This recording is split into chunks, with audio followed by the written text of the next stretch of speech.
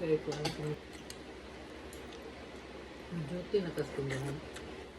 Ano pang barato ng mga isda?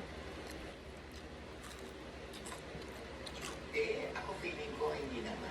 Sabi, siya, tapos itong Kesanya Lopez, hindi. Madalas din na yung mga fans ang nag-ship, di ba? Kung sino yung pag-usapan scene na may chemistry sila. Tapos before you know it, meron ng moniker. Tinuntukan na niya ang relasyon niya sa iyo. Noon pa ay balitang wala na sila, pero wala. Kahit saan, hindi ba nalang saan pupunta na